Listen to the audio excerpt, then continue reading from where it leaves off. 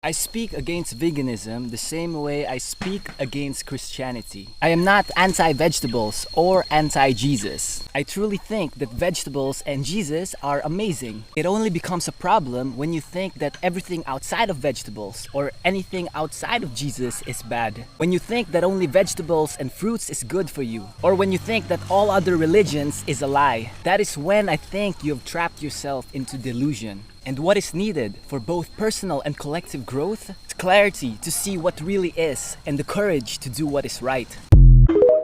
Many people will watch a video like this and miss the fundamental error.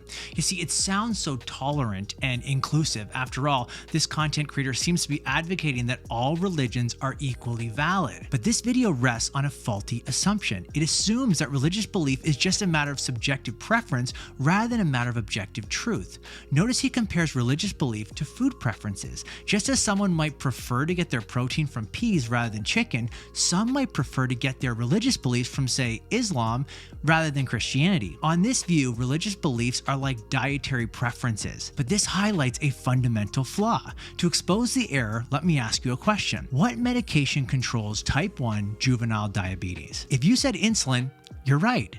Notice this isn't a matter of personal preference. In fact, your preferences don't change the reality that insulin controls type 1 juvenile diabetes. In a similar way, when Christians claim that Christianity is true, we're not making a subjective preference claim, we're making an objective claim about reality that's either true or false. We're making an insulin claim. Just consider some of Jesus' claims. He says, "I am the way, the truth, and the life. No one comes to the Father except through me." He isn't a truth, he's the truth. Jesus told the Pharisees, "Unless you believe that I am he, you will die in your sins." Following Jesus, Peter says, "There is salvation in no one else, for there is no other name under heaven given among men by which we must be saved." These might be controversial claims to our pluralistic culture, but they certainly aren't preference claims. So the first problem is a false assumption that religious beliefs are like food preferences. Second, it's not a delusion to say that all religions cannot be true.